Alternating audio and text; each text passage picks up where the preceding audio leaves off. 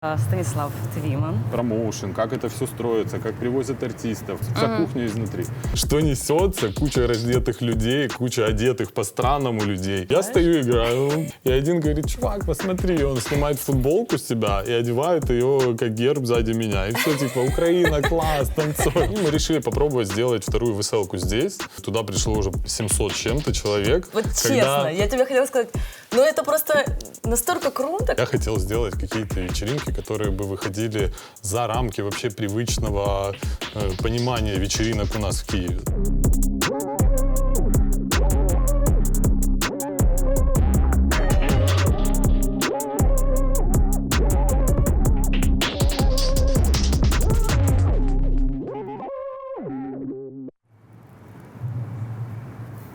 Всем привет, и это снова я, Настя. У нас третий выпуск проекта интервью True Talk при поддержке Ballantyne. Спасибо им большое за то, что помогают нам сделать это возможным. Мне очень нравится выступать в качестве интервьюера. Я уже вошла во вкус и готова перейти к третьей сессии. Но прежде я должна вам сказать, что обязательно следите внимательно за всем выпуском, потому что у нас идут активные подсказки насчет того, какую конкретно пластинку из своей личной коллекции я разыгрываю. Подписывайтесь, комментируйте, лайкайте, шерьте. Это все нам очень сильно помогает. Без этого никуда. И сегодня я буду вести беседу с одним из ключевых фигур в украинской электронной сцене на данный момент. Это Станислав Твиман. Салют. Стас, привет. Приветик. Ты родился в Киеве. Да. Ты один ребенок в семье. Нет, у меня еще старший брат есть на 7 лет. На 7 лет. Ну, большая разница. Да, Вы нормально. общаетесь? Да, не так, чтобы часто, но тесно. Хорошие отношения поддерживаем. Хорошо. Почему я спрашиваю, это стандартный вопрос, один из тех, который я задаю всем, потому что мне хочется разобраться, как ты пришел вообще, как ты распознал интерес к электронной музыке, как ты с ней познакомился, где ты впервые что услышал, кто конкретно повлиял на вот этот момент, как это произошло, как это было? Момент был спонтанный, опять же, благодаря брату. То есть брат. У меня тоже сестры не совсем были просто. брат. Я пришел в его компанию, которая, собственно, на 7 лет старше меня. Пустили, брали с собой? Это было накануне Дня Валентина. И они говорят: слушай, собираемся на вечеринку, подделаем какие-то корочки, по которым все мы Валентины, пропускают бесплатно, пошли. А мне было, по-моему, 14 лет тогда. Ну да, это школа была. Я говорю: да, конечно, типа, Егор, ты меня отпустишь? Он такой: да, типа, с пацанами иди. Вот. И, короче, так первый раз я попал на вечеринку. Это был клуб Аль Капоне, по-моему, да? Такой в Жовтне был. Ты меня так тогда. спрашиваешь, я должна знать. Ну, это было... Ну, я же не киевлянка. Ну да. В общем, это один из старых клубов был. Я там был вот первый и последний раз. Это в кинотеатре Жовтень в одном из залов. Сделали прям вот целый кинозал. Это все танцпол огромный. Тогда играла какая-то очень разнообразная музыка, такая более радиоволна, но она такой на хаусовой основе. И я вот как-то первый раз туда попал и понял, что мне это все безумно нравится. И я с тех пор в течение месяца собирал деньги, то, что мне давали там на еду в школу. Знакомая откладывал, история. Да, и шел там, смотрел, подписался на журнал Афиша, высматривал все вечеринки, вычитывал все релизы. То есть мне это было безумно интересно вот с самого начала. И находил, естественно, когда были какие-то флеера. А ты запомнил хоть какой-нибудь трек, который звучал на той дискотеке, на первой, на твоей? Слушай, это было время, я не помню именно на той дискотеке или нет, но в тот период был супер популярный трек. Азида Дабас тогда был. Да ладно, я обожаю Азида Да, Дабас. он очень крутой. Очень. Это прямо, взбудоражило тебя максимально, если я до сих пор это помню. Короче, тусуешься ты с 14? Да, тусуюсь Да. с 14. Так, чтобы активно, наверное, это было чуть попозже, естественно, когда это уже переросло, вот когда я пошел на работу уже, это было мне лет 18, наверное, или 19. Я вот совмещал приятное с полезным, причем попал я на работу тоже очень вот так в один день все произошло. Я любил тусоваться и ехал с папой в университет по Саксаганского. Подожди, университет, ты учился где и на кого? Я учился в славянистический университет на факультете международных отношений, специальность история, английский язык. От этого всего, конечно, только название было. Университет я выбирал, честно говоря, по месту расположения. Я родился на Академгородке, это, по сути, вообще самый край города, тогда там не было ни метро, ничего. И мне всегда, конечно же, нравилось выезжать в центр, и мы с друзьями всегда ездили там в парк Шевченко или куда, ну, в общем, куда-то поцентрее. Ну да. Я хотел в университет, ну, изначально я хотел там в институт рекламы поступать или, ну, что-то, то, что мне было действительно интересно, но на тот момент родители сказали: сорян, бюджета сейчас у нас нету такого, давай что-то по экономичнее. Попроще, да. Ну, я как бы, исходя из того, из возможностей, выбирал то, что мне будет нравиться. Ну, в плане хотя бы расположения. Факультет был престижный, место расположения интересное, я думаю, why not? Вот, и Ну поступил и туда. тебе было скучно, ну не то, что скучно, у тебя было желание работать еще параллельно. Ты знаешь, у меня, не могу сказать, что было какое-то желание работать, но было желание тусоваться. И ты искал интерес в тусовках. Да, и вот меня папа отвозил в университет, и я говорю: слушай, а где тут ресторан там Попо, там в на выходных такая вечеринка классная? Он говорит: вот, мама на пенсию пойдет, ты будешь у нее брать деньги на свои гульки. Та-та-та. Я замолчал, проглотил, и в этот же день я устроился работать официантом в Опиум. А Опиум на тот момент был просто... Я помню, да, Опиум топовый, нормально, да, солидное место на да, тот момент. я обожал там, ну, проводить время, и тут я прихожу туда работать. Был, конечно, переломный момент переступить вот как по другую сторону барной стойки, так сказать. Этот момент, когда ты идешь менять первую пепельницу, это было прямо аж... А потом думаешь: да, блин, какого хрена? Сколько тебе лет было, подожди? Я вот не помню, то ли 18, то ли 19. Это был конец первого курса или там что-то такое. Да, чтобы вы понимали, все, Опиум — это очень модное место, которое в Украине до сих пор оставило, до сих пор его помнят, куда привозили крутых артистов. Да, там были лайнапы сумасшедшие. Причем Да, из это... выходных в выходные были имена. И вот у меня вечная дилемма была. Мне в эту ночь, когда какое-то крутое имя приезжает, мне пойти поработать и хорошо заработать, либо же пойти взять выходной и потусоваться не менее круто. Ну да. Да, Вот. В общем, такой вот сложный так. вопрос, выбор. Да. И вот я начал там работать. Это на самом деле замечательные 1,5 или 2 года в моей жизни, пока я там проработал. Было очень весело, очень классный коллектив. И меня, кстати, я этого уже не помню, но мне там через лет там, 8-10 мои коллеги бывшие, они говорят: а ты помнишь вообще, вот ты когда пришел, все спрашивают: а ты там откуда? Я говорю: ну, из Киева. В смысле из Киева? А что ты работать пришел? То есть у людей было такое... Стереотип, потому что киевляне не работают. Типа, зачем? Я говорю: ну как, чего? Я вообще-то клуб хочу открыть. Ну, то есть я тогда уже, у меня была... Вот я как первый раз увидел это все, влюбился, и у меня тогда эта мечта появилась, что я хотел свой клуб. Но, как говорится, мечты сбываются, когда забываются. Вот я реально забыл про это, открыл там не один, можно сказать, клуб, и потом мне это напомнили. Это, конечно, очень прикольно. Да. Да, и постепенно, как постепенно, спустя там 2 года, когда я поработал физиком, но мне интересно было проникнуть внутрь клубной. Дальше ну, то есть, пойти, да. Ну, что, what's да, next? Да, что дальше? Типа, администратором эта вся история меня не интересовала. Мне, ну, Ты не работал администратором? Нет, не работал. Мне было сразу неинтересно, и барменом я не хотел работать. То есть официант, ты знаешь, такая промежуточная была история, которая, ну, люди пришли вот временно заработать живых денег, А мне казалось, что бармены, это, знаешь, вот ты начал работать барменом, ты работаешь им, там, я не знаю, 20-30, ну, как-то так Ну, в принципе, наблюдал я. Да, ты втягиваешься в это дело. Да. Вот. И мне было интересно, наоборот, в арт-часть пойти, в промоушен, как это все строится, как привозят артистов, как делается, ну, то есть вся кухня изнутри. И что ты сделал? И на тот момент открывался клуб Sound Planet, тоже был супер помню, да. гигант. Не была, но помню, слышала. Да, он был по привозам еще мощнее, чем Опиум, честно говоря. Конечно, это вообще супер культовый, легендарный клуб. Да, я помню, вот именно из топ-100 там чуть ли не половина точно побывала. Вот, и он открывался, и Аня, девочка-администратор тогда из Опиума, шла туда управляющая. Ого. Да. И она искала, там, в общем, собирала команду, и моей девушке на тот момент предложила работать секретарем. Я говорю: блин, я тоже хочу вот кем угодно работать, вот вообще, ну, заберите. Ну, типа, нет вакансий. Ну, ладно. И моя подруга, она говорит: да не, я типа не хочу идти работать секретарем, мне типа больше туризм интересен, я пойду туда. Я говорю: слушай, я могу быть секретарем, могу кофе делать, что угодно, возьмите меня туда. И она говорит: ну окей, типа, $150 зарплаты тебе устроит? Я говорю: все, устроит меня, вот даже $150 будет идеально. Круто. Я пошел туда, в этот офис. Это, конечно, сразу тоже я понял, что офисная история – это вообще не моя история. Я пытался, я все делал. Но буквально там прошло, я не знаю, 2-3 недели, месяц, может, и понадобился, остро стоял вопрос фейс-контроля. Так как я знал тусовку, я соображал, Это, кто кстати, как классно. должен... Фейс-контроль — это интересно. Да, кто как должен выглядеть, и я говорю, давайте я попробую. Все такие, да, давай попробуешь.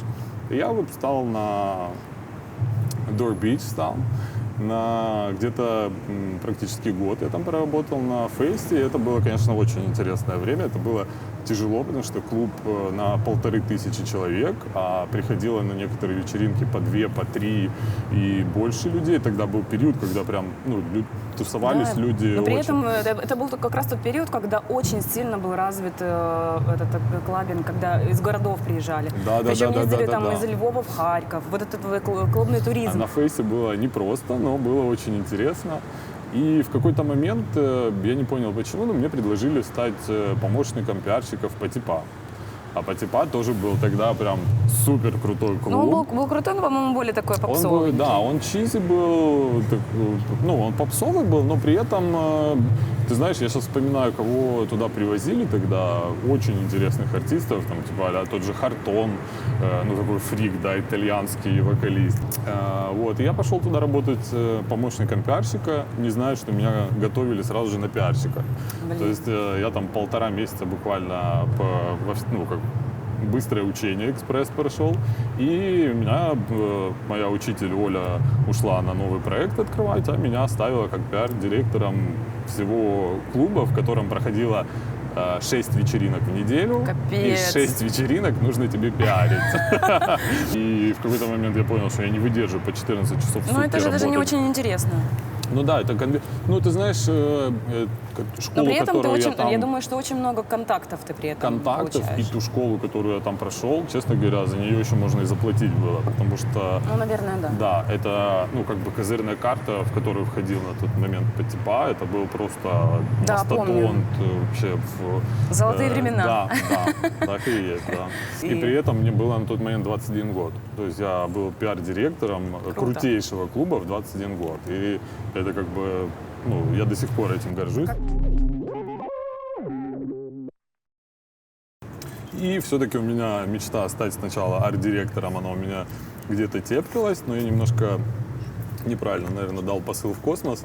И меня позвали арт-директором в джазовый ресторан. Но я все равно с удовольствием согласился на эту историю. Но это же была творческая работа просто, да, поэтому это уже было была творческая. И джаз я полюбил просто за секунду. Я прям изучил всю историю. То есть ты шаришь в джазе, можно сказать? Можно сказать, наверное, шарю больше, чем там многие. Но... Я забыла спросить тебя, вот за все это время, вот до того, как ты стал арт-директором в джазовом ресторане, Да. Твои музыкальные предпочтения, какую музыку ты слушала? Ты знаешь, они менялись очень часто и совершенно непонятно. У меня просто была такая очень сильная ассоциация о том, что Стас Тви — это типа Deep House. У меня почему-то. Нет, когда-то, может, и такой период был, да. Ну почему-то да, типа все вот эти вот вечериночки, где там телочки, модели, вот это все. И я Стас, Deep House. Это да. Был, наверное, период, вот то, что ты говоришь, телочки, фэшн, etc. Но в этот период у меня, кстати, был как раз не Deep House, а больше диско. Диско. И у меня, когда я уже там начал играть, да, и мне было очень интересно вся эта фэшн-индустрия, потому что, они могли себе позволить делать классные вечеринки. Ну да, они были И меня всегда поражало то, что на показах, бывают прикольные треки, вам что, сложно сделать из этого композицию? Просто какой-то... И я думаю, надо как-то это исправить. Мне было интересно тоже попробовать себя, как сделать саунд-дизайн написать саундтрек показу. И я как-то начал, я не помню, как так попал, но вот получилось у меня это. И я достаточно многим дизайнерам писал музыку. И на вечеринках, собственно, фэшн, мне хотелось, чтобы звучало не попса, как, опять же, у нас это везде, ты приходишь, включаю там, я не знаю, ремиксы «Твои на глаза» какие-то и все очень орут. известные песни. Ремиксы, бутлеги на какие-то известные песни. Да. А вот мне казалось, и до сих пор я это настаиваю на том, что самая такая лакшери музыка, вот, которая должна звучать, вот коктейль, да, фэшн-коктейль, это что-то диско, это может быть немножко фанки, это какой-то соул. Ну, то есть это какая-то действительно очень изысканная музыка, проверенная временем. И работая там в джазовом ресторане, я уже начал себя пробовать в музыке, как диджик. Мне было это все интересно. Это вот как раз тот период, когда ты начал играть, наконец. Да, вот тогда это началось. Какой это год был? Это был 2008, по-моему. Уже 8-й. Да, Так я раньше тебя начала. Да, ты раньше меня намного начала. Ну как, намного, в 5-м году, да, я начала. Да. И тогда был уже клуб «Хлеб», который безумно мне нравился, супер классный андеграунд. Блин, я так жалею. Мне кажется, я там была один разок, но вот была, но уже на каком-то закате, знаешь, не... был период, когда он прям супер-супер крутой был, гремел. И те привозы, которые там были, это... Казалось, что это вообще единственный клуб в Киеве, если честно. Да, ну по сути, мне кажется, знаешь, каждый какой-то период есть всегда один единственный главный клуб вот в андеграунде, который именно трушный. Вот, но сейчас я так сказать не могу, например. Сейчас я тоже так не могу сказать. Раньше можно было. Да, раньше можно было. Сейчас их как-то уже каждый занимает какую-то свою нишу, и это все развивается. Об этом мы еще поговорим. Да, это дойдем. Это интересно вообще очень то, что самое сейчас происходит. Я думаю, это самое интересное. Да. И я запустил блог. Тогда были популярны еще музыкальные блоги, если помнишь, на платформах. Не ЖЖ, нет? А где ты писал? Типа где ты его вел? Это был WordPress, по-моему. Я пропустила это. Были там несколько платформ, в том числе и WordPress, и я запустил музыкальный блог, собственно, Твидиско он назывался, я тогда был Стас Тви, и запустил блог такой со своим именем, но с приставкой диска, и просто публиковал там понравившиеся мне свежие релизы, там миксы, кого я слушал и так далее. И захотел сделать, собственно, такую вечеринку, и договорился с Хлебом. Тогда я привез Антона М. из Москвы. Он тогда был прям, вообще, наверное, самым интересным артистом Москвы. Он как раз был и в фэшне, и в андеграунде одновременно. Он круто и играл, и смотрелся. И, такой артист, знаешь, вот полноценный артист. Для меня, кстати, это всегда было, наверное, самое важное, что диджеи часто забывают, что они артисты. И важно, чтобы все... Но не все диджеи идентифицируют себя как артисты. Да, есть же ребята, которые вообще отмороженные, они просто хотят музыку играть, им вообще не важно, как они выглядят, и все это... Да, я понимаю, но для меня это важно. Толик Топольский, например, вообще смеется все время. Толик Топольский. Ага. Он все время типа, артист, я артист. Артист, но он артист. Хотел бы он этого или нет? Я бы так и сказала. Все-таки артист — это больше человек, который выступает. Но диджей — это человек, который играет музыку и несет вообще другой месседж. Поэтому тут я не то чтобы не соглашусь, но есть моменты. Не, есть моменты, но я же тебе говорю о своем видении этого. Конечно. Мы в процессе беседы. Да. Ты привез его. Да, и вот он для меня тогда казался самым таким эталоном. Вот супер крутой он был. И вечеринка была просто невероятно крутая. Там, в маленьком хлебе собрали там больше 600 человек. Ого. Да, это был прям супер успех. И вот с тех пор я как-то начал пробовать себя в организации. И как-то в Лейк-парк тогда открывался, и мне предложили тогда пиарщикам опять же туда пойти, потому что опыт у меня арт-директорства был в джазовом ресторане, а это немножко другая история. И я согласился, потому что проект был интересный. Тогда Лейк-парк открывался на я помню, он был модный, да. Да, супер модный. Да. И я ни разу в нем не была. Прикинь, ни в одном, ни в другом? Ни в одном вообще не была, не попала. Потому что я все выходные гастролировала, а по будням, как-то вообще ни разу не попала. Только фотографии видела. Но я видела, что выглядит все, достойно. Лейк-парк был вот той золотой серединой между мейнстримом и андеграундом. По музыке это было больше в сторону андеграунда, то есть играла хорошая музыка, но при этом тусовались очень прикольные люди.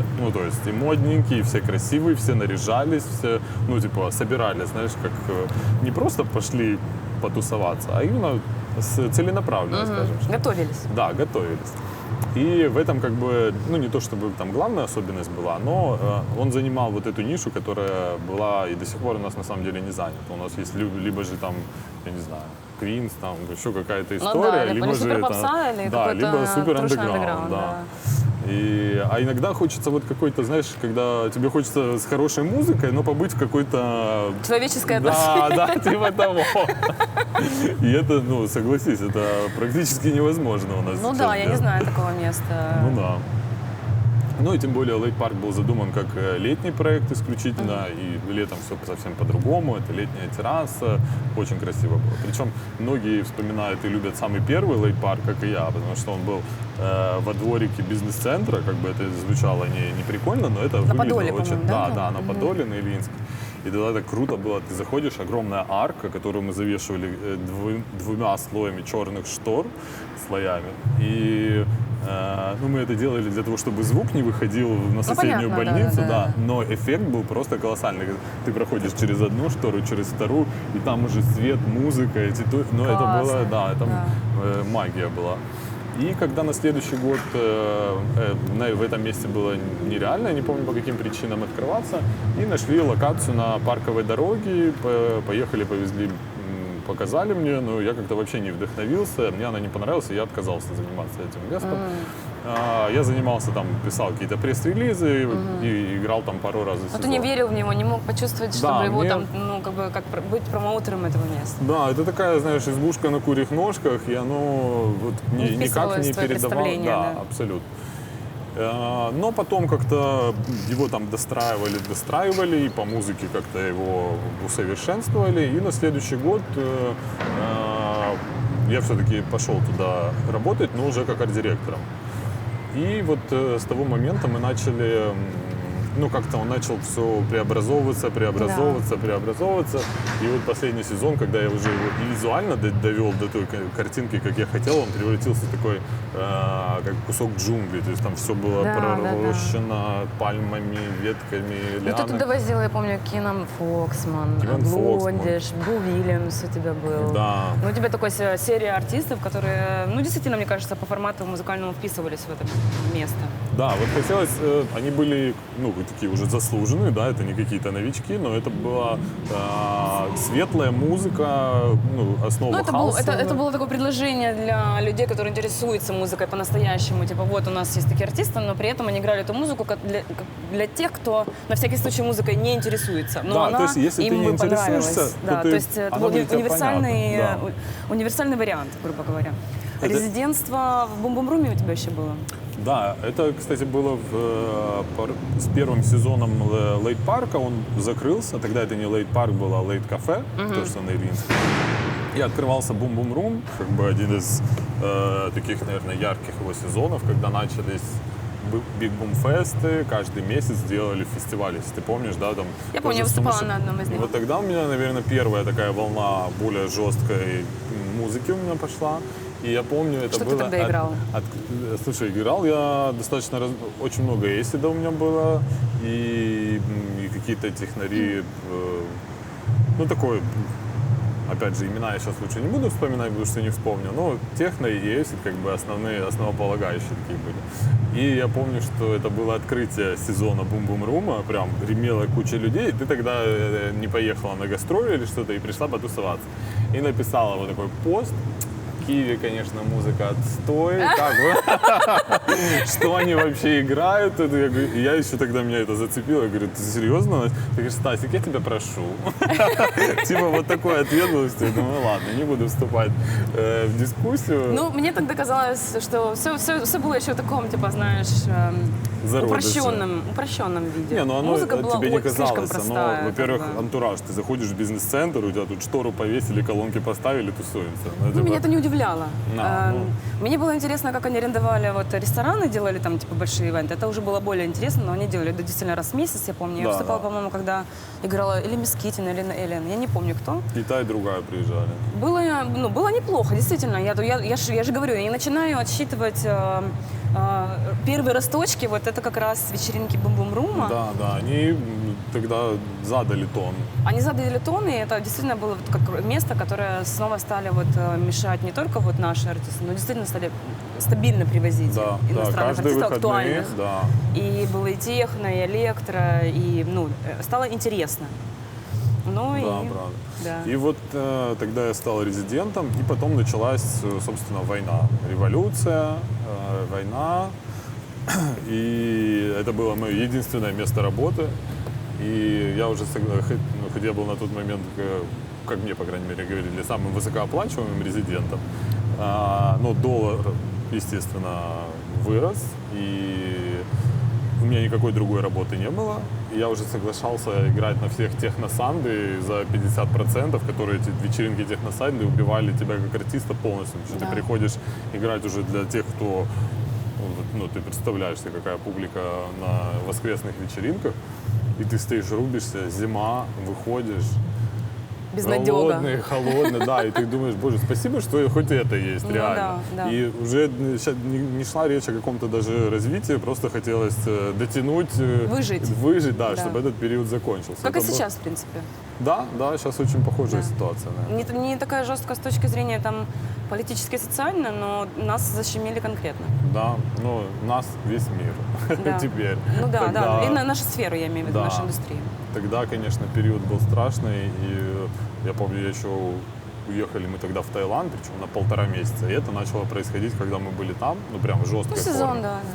Да. Сезон Азии, а здесь зима и революция. Да, и в какой-то момент я просто перестал выкладывать фотографии из Конечно, рая. да, неприлично. И уже было грустно даже там. И потом я вернулся, и это еще была не жесть. Когда я вернулся, вот тогда она началась. Да. Буквально там второй день после возвращения, мы еще загорелые, еще на этих эмоциях, идем, улыбаемся. И я что-то ехал на Бессарабку постричься, выхожу из метро, просто смотрю, куча окровавленных лиц ходят. И захожу в салон, и ребята говорят, там, ну что, как дела, все нормально? Я говорю, да нормально, но там на улице Что просто происходит, жесть. да. Говорит, а уже там 5 на тот момент пристрелили, это как раз когда снайперы стреляли. Жесть, Это было очень жестко. И я помню, что мы сидели просто как в засадах. Друг мой, который жил на Прорезной, мы с ним говорили по телефону, он сидел шепотом, разговаривал, потому что не понимал, кто Да, бегает. все было очень как в кино, реально. Да, как в кино. в самом героичном кино. Ну и тут мы остановимся, поскольку первый блок интервью закончился. Класс. Спасибо тебе. Мы переезжаем в отель, очень значимое место для Стаса и вообще для украинской культуры. О нем мы расскажем позже. Я надеюсь, что вы следите за нашим интервью и видео и за подсказками насчет того, какую конкретно пластинку своей личной коллекции я разыгрываю. С удовольствием подарю ему человеку, который разбирается в музыке и в виниловых релизах. Ну и, конечно же, лайк, шейр, Subscribe. комментики, погнали, давайте.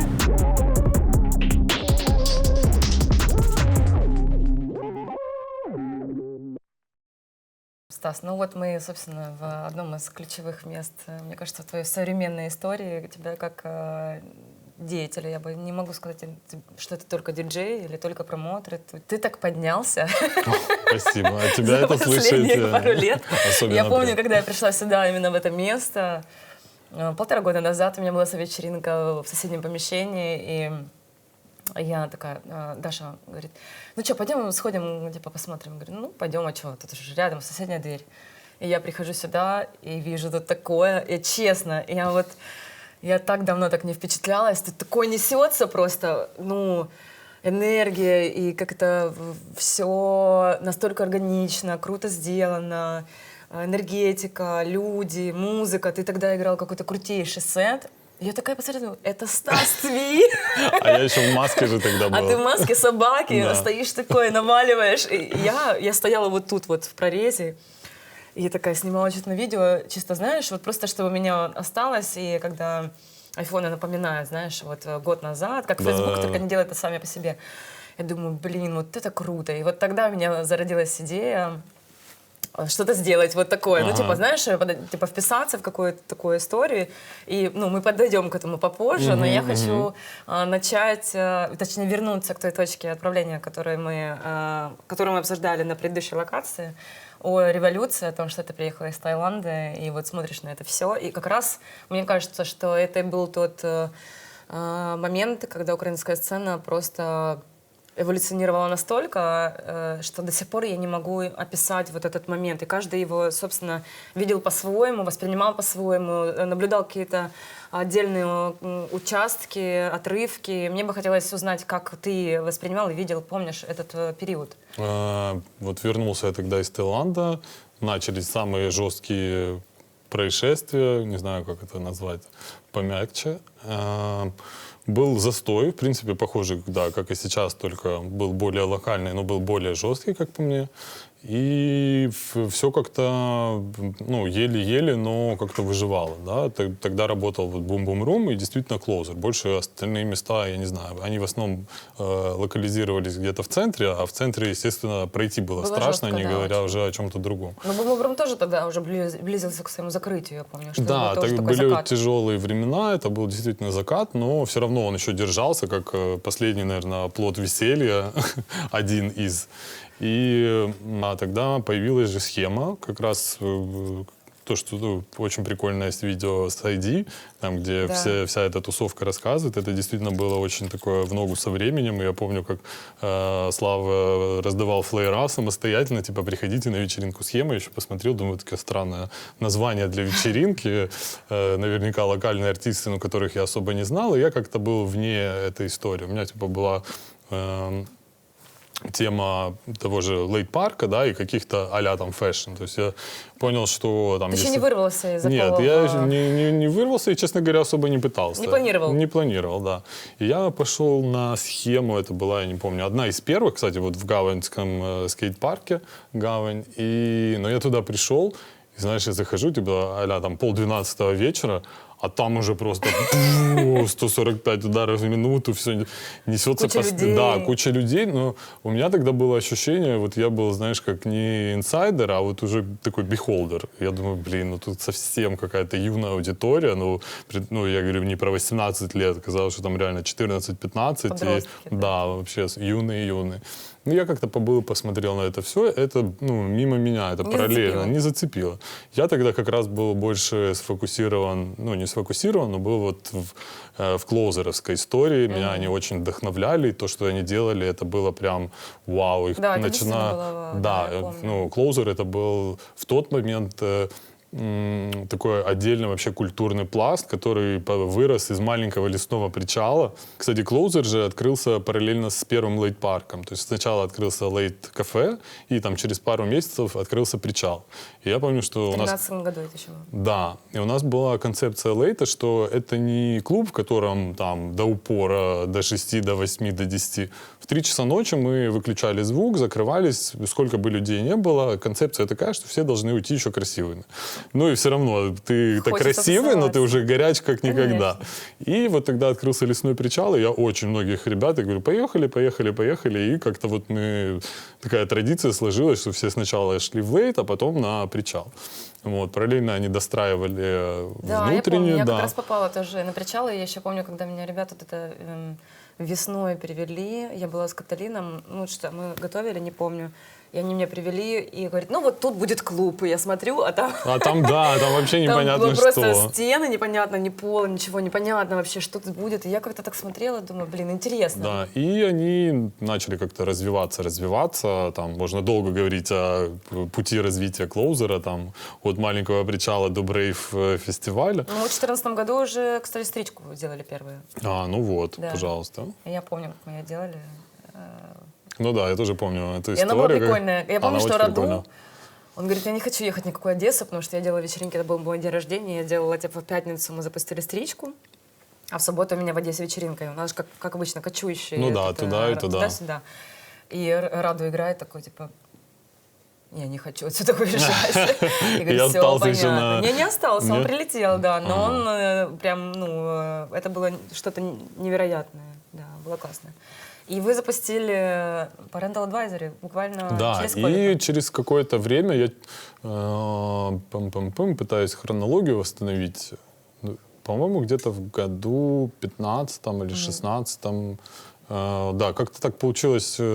Была одна дата, которую мы сделали совместно. Я, Макарин, Дима Калуа и Пахатам. Мы сделали одну такую вечеринку вчетвером, где мы только вчетвером мы играли. Было супер классно, куча людей. Прям очень... Опять, знаешь, вот такой домашний дух без того, что все приходят на какого-то привозного артиста. Все приходят, друзья друзей, и вот какое-то такое комьюнити очень правильно Ну вот собралось. этот период и был тем фундаментальным, я бы сказала, когда люди, которые ходили в клуб, они поняли, поняли, что локальные артисты реально крутые. Ну, то есть уже не Да. было вот этого перекоса в то, что если вы не привозите хедлайнера, то нам не интересно, мы не придем. А было как раз развитие резидентства. Вот именно что резиденты, локальные артисты. Да, но это скорее касалось, наверное, резидентов Клоузера, Не которые... только. Мне кажется, что это усиливалось как раз-таки тем, что схема делала только с локальными артистами, никого не привозили. А у Клоузера была такая Это сложная да. ситуация, когда не все приезжали. Ритм-бюро запустили свои вечеринки. То есть это вот какая-то вот три вот эти группы основные. Я запомнила этот период, и они вот как-то...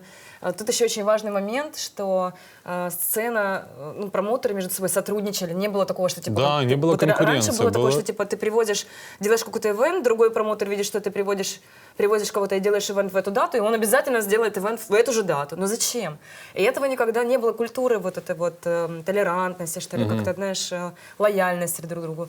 И вот этот период для меня запомнился тем, что ребята между собой договаривались, кто когда кого везет, все знали, подстраивались друг под друга, и это все, конечно же, сыграло очень большую роль в становлении сцены Ну как да. таковой. Нет, Просто, сейчас, да. да, как бы Расцветает до украинские сих пор. артисты в европейских или каких-то других лайнапах, это прям как показатель хорошего качества. Очень завидные артисты наши стали. Да. Да. Ну вот и вы сделали свою вечеринку Да, четвером. и было мы много людей. сделали первую вечеринку вчетвером, а потом как-то пошел разговор, что можно сделать какие-то вечеринки, и как назвать, давай назовем, как мы и называемся, и вот мы сделали Parental Advisory, такой серии, которая там проходила раз в 2-3 месяца у нас была вечеринка, и делали мы их вот до, в принципе, аж до начала карантина. Последняя должна была быть в мае, но не случилось, как все остальные. Вот. И параллельно был Parental Advisory, но у меня в глубине где-то теплилась идея. Я хотел сделать какие-то вечеринки, которые бы выходили за рамки вообще привычного понимания вечеринок у нас в Киеве. То есть это которые не только о музыке, понятно, это как бы основополагающее, но нечто большее, что... Короче, мне стало в какой-то момент на вечеринках скучно. Неважно, кто туда приезжает, друзья играют, не друзья. Ты приходишь, там как бы одно и то же. Все побухали, все потанцевали, все, класс, обсудили, какие были классные треки, разбежались по автопати, на этом все закончилось. А хотелось сделать какое-то событие, которое, вот оно бы... придало бы... В общем, это можно только понять, побывав один раз. Я думаю, ты понимаешь, что это такое. Ну вот когда ты себе воображал вот эти вечеринки, у тебя была четкая картинка того, что ты хочешь делать? Ты обдумывал, у тебя были варианты? У меня был вектор, в котором я хотел двигаться. Я хотел делать... изначально я думал о гей-вечеринках, но потом решил, что это слишком узконаправленная история, которая... Ограниченная. Да, ограничена, и это уже не особо интересно. Но я смотрел за подобными мероприятиями по всему миру, там, а-ля там... Смотрел, но ты побывал на каких-то? Кроме Берхайна, по сути, я на тот момент нигде не был. Нигде не был. Да. Но наблюдал, я как бы... Интересовался. Могу посмотреть, как это все выглядит у них в сетях, где какие фотографии, какая музыка, как подача этого всего, и понять, в принципе, что там может происходить. Ну да. Там, как Honey Sound System в Сан-Франциско, как в Берлине куча таких, там и Коктейль Диамур, и Херенсауна, Боттомс. В каждом городе есть свои такие вечеринки. Тусовочки, Да, да. в каких-то городах типа Берлина она не одна, их много, а в остальных в основном по одной. И мне хотелось сделать что-то такое в Киеве. Но я не мог найти единомышленников. Я с Яценко пытался несколько раз ему донести. Я говорю, давай сделаем такую вот вечеринку. Нет, так а что, у нас и так слишком... у нас свободная атмосфера, я не хочу, чтобы там... Акцентов, без акцента. Да, без акцента, чтобы у нас даркрума никакого не было. Я говорю, Сереж, тут дело не в даркруме и в том, что мужики совокупляются, а суть вообще в вайбе, Свободе, который да. идет на этих вечеринках. Сложно объяснить. Я пытался другим путем зайти. Написал перечень таких квир-артистов, которые, они как бы очень фит с тем, что происходит в Клоузере, но в то же время они как бы несут дух вот этой открытости и свободы. На что Сережа ответил, половину мы из них уже привезли, вторую собираемся. В общем, все как-то не складывалось. Но я думаю, нет, так нет, ничего уж там. И я вот долго-долго это все в голове у меня рождалось, формировалось. И потом я вот встретил человека, единомышленника. Сначала мы с ним подружились, а потом проверили друг друга в работе немножко. И я говорю, давай вот вот такую вечеринку сделать. Кто это? И это Денис Пинчук. Он вообще никак не связан как бы с клубной культурой, и тем более андеграунда, но он работал на телеке продюсером, он там преподает в университете. Он меня поддержал, и мы вместе с ним допилили этот концепт до того, что ты видела. Вот. Первую вечеринку мы сделали в... А я была на какой вечеринке, получается? Ты В была, апреле? по-моему, на третьей. Это когда гиперактивист играла, Да. по-моему. Да, Да. это была третья высылка. Первая была в маленьком мезонине, очень уютном. Это как тест-драйв у нас такой был. И очень камерная она получилась. Пилот, да, реально пилотная серия, где мы прям долго готовились, долго думали. И название я долго придумывал. Блин, И- название, вот это Да. вот Когда- честно, я тебе хотела сказать, но это просто настолько круто, когда я думаю, блин, веселка, ну как так вот вообще можно было... Ну да, это So прям picky, 10 но из ты-то 10. попал 100%. Во-первых, украинское слово. Во-вторых, типа, веселка, радуга, ну, как бы само по себе, это же символ да, ЛГБТ, это- всего этого. Ну, это было настолько уникально, что когда я видела, думаю, блин, это же гениально. Ну, реально Ну и круто. веселка там, где весело, это... Да вообще, ну то со есть, всех вот, сторон. то есть Да, с какой когда- стороны не глянь, идеально просто. Когда это стрельнуло название у нас, мы все, точно, вот это оно, мы на правильном пути. И сделали в маленьком мезонине уютном. Было очень здорово. Мы там не экономили ни на чем в плане, там, как мы хотим по декорациям, по свету, по тому, по рекламе завесили такими неоднозначными афишами весь город. Ну, в общем, было очень интересно. Людей собралось очень немного, там порядка 250 человек, из которых больше половины, естественно, были там друзья и друзья друзей. Мы попали на бабки, нормально попали. Нас поддержали финансово друзья, которые безвозмездно поучаствовали в этом. И мы и когда мы уже, по-моему, сделали первую, я совершенно случайно попал в отель, который раньше вообще не воспринимал серьезно. Мне он казался такое место для малолеток, где тут заходишь, у тебя типа техно, а там типа рэп, и, короче, это все перемешано. Ну да, было непонятно. вообще непонятно для кого, что и зачем. Но я попал на вечеринку, когда здесь Анна Халета играла, и у меня мы с ней очень дружим, и ее музыка прям вот вписалась, да, но не просто вписалась. И ребята, молодцы, организаторы были, сейчас уже нету этой формации, не помню, как они называются, но они очень грамотно подошли к вопросу. Помимо там лайнапа классного, они сделали еще историю по свету, и тогда здесь звук был уже совершенно другой, не тот, который я помнил раньше. И вот этот такой колодец, да, кирпичный, Да, лофт такой чистый. полноценный. Здесь звук звучал настолько круто, что я не понимал, как с бетонной этой всей истории такой может быть звук. Он был плотный, при этом ты мог говорить, и была вот атмосфера трушного рейва. И вот когда я сюда попал именно на это пати, для меня уже после этого клоузер казался, знаешь, таким коктейль-баром. Когда ты приходишь, и так, типа, все так очень мягенько, все, а здесь ты Все слишком заходишь... хорошо организовано. Да, А все здесь, очень такой продумано. роу-стайл. Вот роу полноценный. Ты идешь по этой деревянной лестнице, которая, кажется, сейчас развалится, а на ней 50 человек У стоит. меня сейчас вопрос даже вот по нечто, что все боятся безопасность. Да, Это вообще да. абсолютно небезопасная штука. Абсолютно нет, но она намного безопаснее, чем все то, что на фестивалях продумывают. Да, да. И, ну, как-то Мне кажется, что там магическое. доверие людей тоже очень много. Да, То есть да. ты предлагаешь им условия, говоришь, чуваки, вот другого нет. Они говорят, ну это лучше, чем ничего. И таким образом получается такое Так и оно объединение. круто, что это такое дикое получается, Да, да. Но при этом все необузданное. как-то Да. очень культурно понимают, никто, ну как бы я не слышала никаких историй, чтобы кто-то там разбивался с Да, этой никаких лестницы фу-фу-фу там, инцидентов, вообще не было. Все четко. Вот. И мы решили попробовать сделать вторую веселку здесь. Позвали тогда Николаса из Херен Сауна. И вот вторая веселка, она прям, ну, туда пришло уже 700 с чем-то человек. Ну, то есть после, да, первой там какая-то маленькая раскачка, потом сразу же бух, очередь. Я не понимаю, как это все происходит, что несется, куча раздетых людей, куча одетых по-странному людей. И этот вайб, вот который... Ну, это было прям вау. Но это И то, что ты хотел, чего ты добивался. Да, да. Но по музыке изначально я как бы не хотел делать какой-то там жанровый вектор, да, то есть это не была вечеринка про техно, это была вечеринка про квир-культуру, про свободу. Но когда мы попробовали вот этот жанр здесь, мы поняли, что как бы это будет, наверное, основополагающий, а остальные будут как дополняться. Поэтому у нас всегда в концепции мы 2 танцпола делаем, который один более ровный, скажем, быстрый, второй может быть экспериментальный, электро, еще какая-то история. Да, в общем, здесь весь спектр веселки раскрылся максимально, да. Мне тоже кажется, что вот, у меня ассоциация с веселкой именно с этим местом. А то скажи мне, пожалуйста, именно трансформацию твою в музыкальном формате. Что на тебя повлияло? На самом деле веселка на меня и повлияла. Это как-то Ты искал произошло... какой-то саундтрек к этому? Я не искал.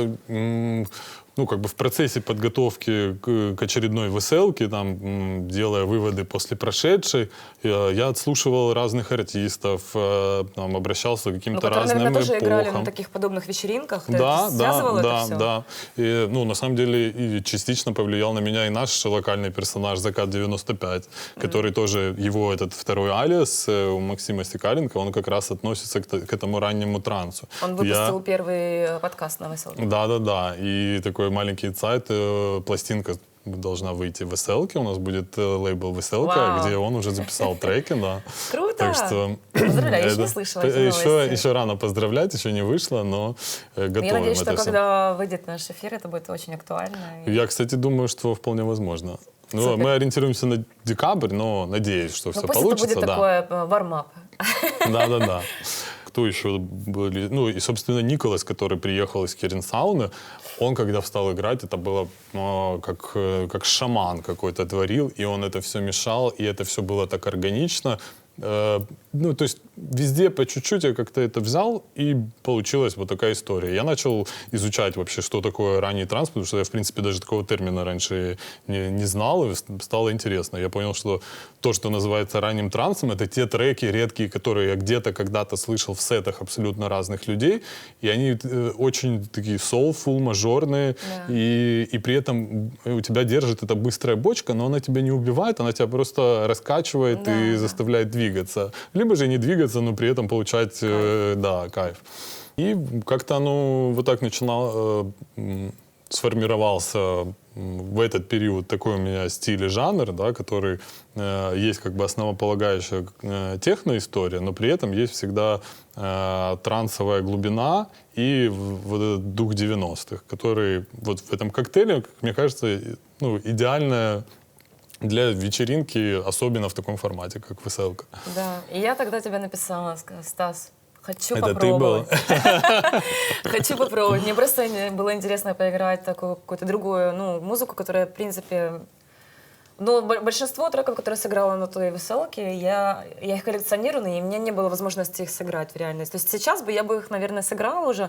В тот момент я была не готова играть в своих диджей-сетах, как Настя. И я бы хотела его продолжать, и даже, кстати, думаю, что мне бы очень хотелось больше выступать на гей-вечеринках, на квир-вечеринках, не только в Украине, а вообще везде. Мне кажется, что это такой альтер-эго, который мне очень сейчас подходит по моему настроению. Кайф. И Вот благодаря будет, твоей веселке это все родился, этот проект, так что спасибо тебе большое. Да, и тебе спасибо. Ну вот такой следующий у нас проект, это коллаборация с Popov Kitchen и Веселки, которая в Москве сейчас прошла, хоровод, так что, надеюсь, следующий уже. Расскажи о том, как тебе написали или ты написала, как вы вообще... Получилось, мы как бы списались, я знал, что такое Popov Kitchen, это как раз была та самая настоящая квир-вечеринка в Москве, она появилась раньше в Веселке, даже на 2 года, по-моему, или год-полтора. И мы списались, и когда открывали крест, мы решили пригласить их на открытие креста шоу-кейсом. И ребята приехали, Никита, который организатор, фаундер Попова, мы с ним прям сдружились как-то сходу, знаешь, когда ты вот встречаешься, даже не встречаешь, по переписке ты понимаешь, что вы понимаете друг друга с полуслова. И вот ребята приехали в Киев, потом я поехал с Настей Муравьевой представлять веселку к ним на Popov Kitchen, и тогда у нас появилась идея, слушай, а давай сделаем что-то такое, и это было бы круто сделать в Мутаборе, а давай, и у Наташи и Абель было время встретиться, и мы встретились буквально раз-раз, все, определили сразу 2 даты, и давай делать. В России же вообще, в принципе, законом запрещено вообще любое проявление ЛГБТ, как у них получается делать такие масштабные ивенты? Ну, мне на самом деле было достаточно страшно туда, в принципе, ехать по той же причине, да, как из Киева украинец, который относится к организации подобного мероприятия, был это стрём. Но у нас был какой-то такой запал и вера в благое дело, что даже несмотря на то, что границы сложны для пересечения, и ребята, которые сразу за мной ехали, Назар с Борисом, развернулись, то есть как-то все так совпало, что все говорило о том, что это нужно делать, несмотря ни на что. Да, это случилось. И это случилось. И это случилось так прям, ну, даже погода, которая была плохая, на выходные она стала шикарная, потому что один из основных танцполов на улице находился. И через день после того, как я уже уезжаю, в день, когда я уезжал, через день после вечеринки, ливень, холод и все. В общем, не знаю, вот когда ты делаешь что-то искренне и от души, то все выстраивается нужным образом. Конечно, существует риск такого типа... Ну, я не могу назвать, что это противозаконно, там же ничего такого не происходит противозаконного, ну, глобально, да, но понятно, что если могут привлечь к ответственности за там какие-то посты в социальных сетях, то жестко, что же да. говорить? То есть, ну, стрёмно на самом деле. Ну да, Очень. стрёмно, да.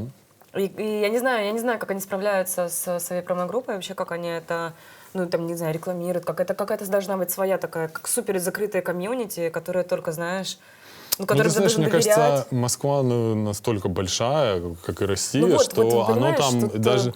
Ну, ребята не как бы... Это как провести нелегальный рейв, который я делаю в эту Ну субботу. да, типа того. Есть дырки, но попадешь ли ты в эту дырку или нет, ну, то есть нет никаких гарантий вообще. 100%. Да. Ну вот, ваш хоровод случился буквально 5 сентября. сентября, да. Ну, буквально пару недель назад. И у меня вопрос. Очень много видео с твоего выступления. Есть фотография очень знаменательная, ну, такая значимая, с украинским флагом. Да, это Не флагом, а герб там висит. герб просто, украинский что был. Ты играешь, и просто ты, куча людей, и висит украинский герб. Это было очень забавно. Как он И туда попал, вообще расскажи. ты Я знаешь? стою, играю, ни о чем не подозреваю, все очень весело, все несутся, все, кто раздевается, кто подходит, говорит, чувак, как классно. И один говорит, чувак, посмотри, он снимает футболку с себя и одевает ее как герб сзади меня. И все, типа, Украина, класс, танцуем. То есть она как-то органично очень вписалась и очень символично. Я хочу с тобой поговорить о кресте. Как вообще возникла идея открыть свой клуб? Как ты нашел помещение? Почему крест? И, кстати, забавно, что клуб-то открылся на месте инди-бара. Да. Ну, это было не случайно. Как это получилось? Оно получилось достаточно, опять же, спонтанно, волею судеб, да, мы ехали с Денисом и просто увидели объявление, что сдается, типа, неужели это сдается помещение инди-бара, не может быть, типа, давай узнаем, хоп, узнали, да, действительно сдается, блин, оно же такое классное, намоленное, давай делать там клуб. И я, конечно, сомневался. То есть вы не искали место для клуба, просто вы увидели, Нет, да, это мы наоборот, просто увидели... от места пошло. Да, это идея. пошло от места. И крест, собственно, название, ну, крест, все знают, что такое на кресте с детства, это значит, ты на Крещатике, все, кто выросли в Киеве, ну, типа, сленговое Крещатик — это крест, собственно. Но пишется он через «C», и на английском это означает как пик, как гребень волны, ну, что-то такое. И на самом деле я очень сомневался в этом проекте, потому что не в самом проекте, а понимая объем работ, которые... Да, и ответственности, которые... без этого никак. Если ты занимаешься местом, это как твой ребенок, которому ты должен полностью погрузиться туда и заниматься только им. И, естественно, параллельные проекты могут от этого страдать, которые ты не хочешь. Ты не можешь вкладываться. Да, и когда у меня там та же веселка, есть другие мероприятия, у меня там Черный Сайгон, который вообще никак, это хип-хоп вечеринки были закрыты, плюс моя там гастрольная деятельность, и плюс еще клуб, то есть это too much, да. Это было, конечно, непросто, но это было очень интересно, потому что за небольшой период нам все-таки удалось создать. Работал? Он в общей сложности получилось 10 месяцев. А почему он закрылся? Слушай, карантин как бы не пощадил никого. И, по сути, мы открылись, да, 26 октября, поработали там ноябрь, декабрь, все классно, интересные артисты, мы формировали свою публику, мы привозили интересные шоу-кейсы, тот же Forum Nights. Как бы концепция Креста была как логическим продолжением веселки, только уже в своем месте таком. Малахунта и те же Попов Kitchen, то есть все такие интересные квир-формации со всего мира. А потом был январь, естественно. Январь такой месяц, никакой. С февраля ты начинаешь раскачиваться. И 13 марта у нас последняя вечеринка, карантин. Когда я читала не твою, а вообще вашу последнюю статью, которая называется «Ночь нежна», там очень круто все описано, что от чего, как отличается, разные форматы, варианты вечеринок, которые связаны с ЛГБТ-движением и вообще с этим всем. Многие люди, как мне кажется, не понимают, чем отличаются гей-вечеринки от квир-вечеринок. Маленькая предыстория появления этой статьи. Давай. Я знаю. Да. Когда ты написала пост, камин-аут пост, что she is — это ты, и ты написала на английском языке, что тра-та-та-та-та, вот я выступила как she is на квир-вечеринке «Веселка». И я показываю Денису, я говорю, смотри, Настя такой классный камин-аут пост написала. Он нажимает «Перевести» в Инстаграме. И я сыграла на такой классной пидор-вечеринке «Веселка». И просто у него глаза округляются. Я думаю, я тоже, я не знаю. Да, так в том-то и дело, что почему-то на тот момент Инстаграм переводил квир как пидор. Хотя у этого слова намного более широкая этимология и значение. И тогда у меня появилась идея, что нужно людям, то есть Денис явно не первый, не последний человек, который так нажмет и переведет. И в понимании наших людей вообще слово «квир», оно непонятно. Никто не квир, объяснял, что это такое. Да, никто ничего никогда не говорил. И вот я предложил такую идею сделать такой ресерч на эту тему. И вот ребята очень круто из Don't Take Fake это сделали. Прям очень такой основательный материал, который прям останется на века. И, если в двух словах объяснять, квир дословно переводится как странный, необычный, если брать нормальные словари. И Инстаграм уже его тоже переводит нормально, как странный. Да, переводит как странный.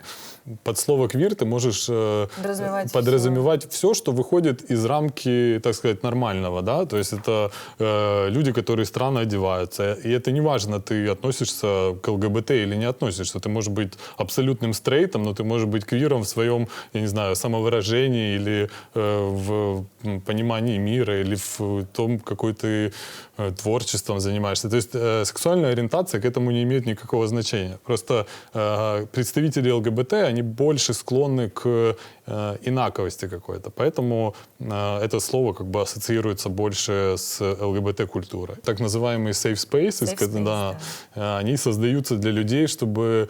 это все равно, наверное, из нашего детства идет, да, когда мы хотим как-то по-дурацки одеваться, творить, чудить, на голове стоять, что угодно, и чтобы тебя никто не осудил, потому что так ты выйдешь во двор, и тебя камнями закидают, а ты находишь своих единомышленников в том месте, где ты будешь себя чувствовать абсолютно спокойно и быть кем ты захочешь. Стас, когда я тебя видела впервые на «Веселке», ты выступала в маске собаки, а потом, позднее, ты выступала еще на своей вечеринке в рясе попа, в этой же маске, и у тебя есть в Инстаграме фотография, где ты, и собака твоя тоже. Именно вот откуда это, где ты это все взял вообще? Маска собаки — это вообще фетиш из фетиш-культуры. Делают, если я не ошибаюсь, немцы. Они очень крутые, эти прям трушные такие маски. Я офигела, выглядит эффектно. Да, это именно из фетиш-истории, и мне захотелось внести в веселку, тот дух, и хотя бы за пультом в ней побыть, потому что так ходить это нужно прям быть, любить эту всю историю, это момент такого, что ты реально перевоплощаешься в собаку, но когда за пультом стоит пес, то это, конечно, очень прикольно смотрится. Играть достаточно сложно, но возможно. Надо померить как-то. Да, померить. Нет, в этом есть, тут есть свой кайф. Как ты в латекс одевалась, это, в принципе, из той же оперы. Ты думаешь, когда вы запустите, когда вы вернете веселку, она произойдет в отеле или у вас есть какие-то другие идеи?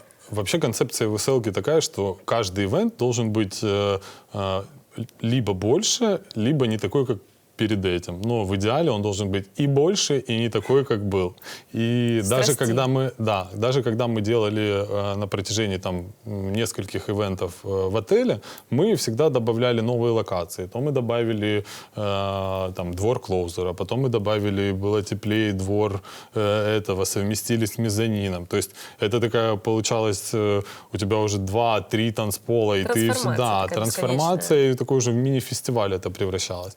И, во-первых, планы веселки немножко расшириться географически в плане, она должна путешествовать. Вот еще один вопрос. Да, у нас сорвалось, опять же, из-за локдауна, мы должны были ехать на международный квир-фестиваль в Германию, Холл назывался. Это прям вот как раз тот фестиваль, где все те формации, которыми я когда-то вдохновлялся, они все собраны воедино. Я помню, ты прям с восторгом об этом писал. Да, потому что это супер круто. Но это признание еще, то есть они вас воспринимают как часть. Да, мы есть часть. Ну, слушай, не все так быстро добиваются такого успеха. Вы я согласен, что... За 2 года, за 1,5 даже. Да, за 1,5 года это произошло. И хочется, когда уже локдаун закончится, то сделать такую веселку, что... Закатить нам пир на весь мир. Это точно не будет, не хочу говорить прям точно, не точно, но это, скорее всего, не будет отель, это будет какое-то большое пространство, потому что веселка уже, одна из последних набрала 1500 человек, а следующая, тем более с таким именем, я думаю, эта цифра может быть в 1,5-2 раза больше легко. Я думаю, это будет настоящий праздник, и мы с нетерпением его ждем. Я тоже очень жду, приглашаю. Пожалуйста, можно я выступлю? Нужно. Поиграть, пожалуйста, поиграть. Класс. Поговорим. Давай. Спасибо. Договорились. Ну что, мы переезжаем в ботанический сад и идем за собакой Стаса. Как его зовут, кстати? Брют. Брют, за Брютом. Я вас очень прошу лайкать, шерить, комментировать и поддерживать нас, подписываться. Ну и следить внимательно за видео, потому что пластинка до сих пор актуальна. И все, переезжаем.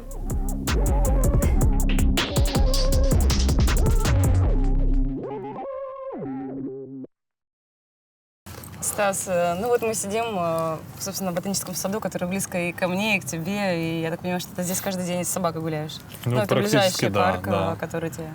А кто с собакой остается, когда... во-первых, это Брют, Мит Брют. Кто остается с собакой, когда ты уезжаешь на гастроли? Когда как. Чаще всего Фара, моя подруга, остается, либо же еще кто-то из друзей. Он очень дружелюбный, общительный, поэтому у него проблем вообще никаких нету. А что произошло? Вообще, как прошел твой карантин? Научился ли чему-нибудь ты за это время? Может, раскрылись какие-то новые увлечения? Я знаю, некоторые ребята, допустим, Слава Лепшеев начал выращивать комнатные растения. Комнатные растения я уже давно выращиваю, поэтому... Ты знаешь, я за время карантина я вообще очень благодарен тому, что был карантин, на самом деле. Я думаю, что многие из нас. Да. Просто до карантина был набран такой темп, в принципе, у многих, что если бы карантина не было, его стоило придумать. И я как-то остановился. Сначала какой-то страх, наверное, как и у всех, да, непонимание, что будет дальше, что делать со счетами, с кредитами, еще с какой-то историей. Но потом я как-то остановился, выдохнул и думаю, так, я с этим ничего не могу поделать, надо попытаться получить от этого удовольствие. И как раз, слава богу, тепло уже началось, и я, собственно, взял товарища и уехал к родителям на дачу на месяц. Чем там занимался? Это был вообще самый потрясающий месяц за последних лет 10, когда можно провести на природе с семьей, без каких-либо забот, вопросов. Я спал сначала первую неделю по 2-3 захода в день, потому что организм требовал отоспаться, это все переосознать. Наполнял силой. Да, как-то родители меня не сильно напрягали по хозяйству, захотел что-то поделать, поделал, не захотел, не поделал, полежал. В общем, время я отдал какому-то, не могу сказать, самопознанию, какому-то изучению. Я не проходил никаких тренингов, ничего этого я не делал. Но как-то даже как-то научился, наверное, быть в моменте, когда ты просто можешь сидеть и получать удовольствие от того, что ты сидишь, слушаешь тишину, смотришь на птичек, на букашек. И вот как-то почувствовать, наверное, это и есть жизнь, когда ты вот чувствуешь просто кайф в моменте, да, вне зависимости от твоего социального, карьерного роста, от отношений, всего. Просто вот наедине с какой-то со вселенной. А как родители относятся к тому, что чем ты занимаешься? Они вообще знают, что ты Да, делаешь? у меня поначалу, когда этим всем увлекался, у меня очень интеллигентная семья. Папа инженер, мама всегда работала, вот сколько я себя помню, она в посольстве Венгрии работала переводчиком, ассистентом посла, потом в консульстве. Она знает венгерский? Да, в совершенстве. Для меня это самый сложный язык в мире. Серьезно? Ты Он знаешь, очень сложный. я жил когда-то в Венгрии, мама забрала меня и брата туда, брат поступал в университет, я в школу ходил. Я за 2 месяца выучил венгерский язык. Серьезно? Да. Мне кажется, было таким 12 очень лет. сложным. Ну вот когда мои друзья, у меня есть просто близкие друзья из Венгрии, когда они говорят, это просто вообще как будто инопланетяне общаются. Он ни на что не похож. Ну да, он такой очень Специфический, гладкий, да. смазанный. Я на подкиванок, кисеном сыпе. Да, интересный язык. Ну, наверное, пока ребенок легко языки даются, ну реально за 2 месяца выучить разговорный язык. Но я его забыл так же, как и выучил, достаточно быстро. Вот. И как бы папа мне всегда говорил, что сын инженера должен быть инженером. Да. Походив на курсы, я понял, что это не то, что не моя история, это прям, вообще параллельный мир. Да. Ну, кому-то это, наверное, вообще не сложно, а то, чем мы занимаемся, чем-то кажется нереальным, да? Коммуникация с людьми может показаться куда сложнее, чем цифры. Я думаю, что большинство людей думают, что мы занимаемся какой-то ерундой. Да, ничем, типа так. Да. Ну вот, собственно, папа тоже так считал. Ну, до тех пор, пока я, наверное, самостоятельно не начал зарабатывать деньги и как-то начал вести самостоятельный образ жизни. Как бы есть у тебя воображение вообще, imagination такой, что типа, я вот хочу вот это, вот если бы это случилось, я бы был супер счастливым человеком. Ты знаешь, я вот подумывал о том, чтобы, если была бы вот такая возможность, просто все бросить и переехать, например, не знаю, куда-то к морю, может быть, очень далеко, потому что я все-таки считаю, счастливый человек должен жить у моря, да? И, может, Ты так считаешь? Да. Ты знаешь, возле моря все совсем по-другому. Ты знаешь, я к морю вообще не испытываю никаких особенных чувств. Серьезно? Я лесная и горная. Нет, ты можешь, я там в Барселоне энное количество раз был, но на море там был 1 или 2 раза, потому что ты как бы совсем за другим туда едешь. Но само ощущение присутствия вот этого огромного... Пространства. Да. Океана, море, не знаю, но как-то тебя успокаивает. Совсем другой вайб. Куда бы ты хотел поехать? Ну, как минимум, там на лето можно и в Одессу переехать. Не на лето, так, а вообще. Где бы хотел жить? Куда-нибудь, наверное, в Штаты. Я там еще не бывал, но мне что-то кажется, что там можно жить на море и при этом быть полностью как бы в струе. Да, в теме. Где? Но он уже полностью сроднился. Я его держу, видишь, выдерживаю. Я уже даже не придерживаю. Где и при каких обстоятельствах ты чувствуешь себя максимально свободным, что тебе вот прям супер комфортно, и ты бы не хотел бы ничего менять? Ты знаешь, совмещу этот вопрос с вопросом про карантин. И вот когда у меня спрашивали, как же без клубов, без вечеринок ты не скучаешь? Я говорю, что я не то, что не скучаю, я максимально рад тому, что их нет. Но единственное, зачем я реально скучал, это за ощущением, когда ты стоишь за пультом, и вот с этой толпой, с которой ты можешь общаться на таком уровне, по-другому это не передать. И я не могу сказать, что я не хотел бы, чтобы этот момент не заканчивался, потому что иногда ты хочешь, чтобы он закончился, потому что ты настолько отдаешься, что уже рано или поздно энергия, она тоже не безгранична. Исчерпывается, да. Но я бы не хотел, чтобы это когда-то заканчивалось, желание повторить это снова. А есть у тебя какие-то, не знаю, моральные авторитеты или вообще люди, которые для тебя имеют там супер какой-то вес, значение, к которым ты прислушиваешься? Если есть, конечно, знакомые такие, то это вообще круто. У меня есть знакомый, очень мой близкий друг, Юра из Одессы, собственно. Он старше меня, и Это мой такой названный папа, наставник, брат, друг. Ну, я с ним могу обсудить абсолютно любую тему и получу всегда однозначно правильный совет. И это человек, который, ну, не знаю, я таких людей в жизни не встречал. Он ну, настолько мудрый, понимающий вообще все аспекты жизни, что, ну, сложно найти похожих. Ну да, мне кажется, у меня такой разве что психотерапевт. Психотерапевт — это тоже хорошо, но это Знаешь, чуть-чуть когда другое. придешь, и точно знаешь, Да, что... ну, с этим психотерапевтом мы можем и погулять, и потом пиво дома с рыбкой попить. Да? Да. Нет, у меня психотерапевт, она... Я один раз пригласила на день рождения, она согласилась, говорит, но я, типа, считаю, ну, как бы не такая, как это называется, этика, да? Ну да, Что чтобы не сближаться. Да, не сближаться, да. Ну, ты знаешь, я когда увидел на вечеринке своего психотерапевта, тогда я немножко уже думаю, так, подожди, что ты тут делаешь? Я был очень рад ее видеть, но мне Класс. тоже было странно, знаешь, в этой обстановке я привык, что она в кресле, ты, очечки, я на диване, все как в кино, Да, да. а здесь в другом кино. И как-то совместить их сложновато было. Но тоже прикольно.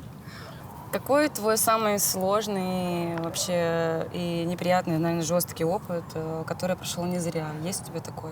Который тебе очень сложно дался, но ты бы сейчас не хотел бы ничего, ну, как бы не хотел бы ничего менять в этом, не хотел бы, чтобы этого опыта не было? Ну, хочется вспомнить первую любовь, потому что это была первая любовь, но в то же время это был очень жесткий опыт психологический, который вылился там в период где-то на протяжении года, когда я приходил в себя и не мог поверить, что такое произошло.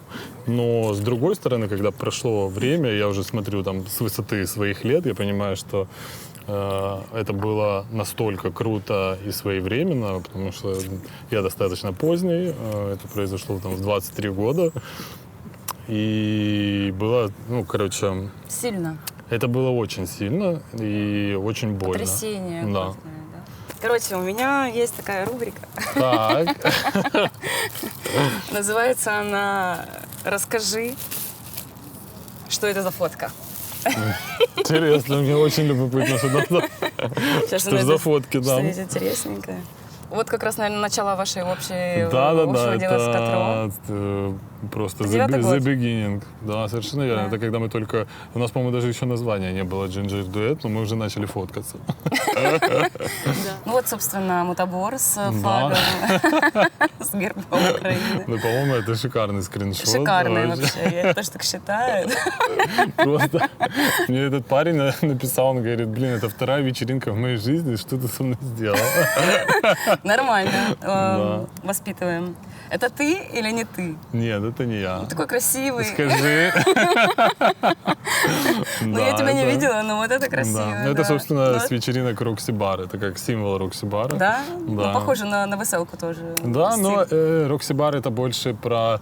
это такая маленькая студия 54. Вот то, что от нее осталось в самом лучшем смысле слова.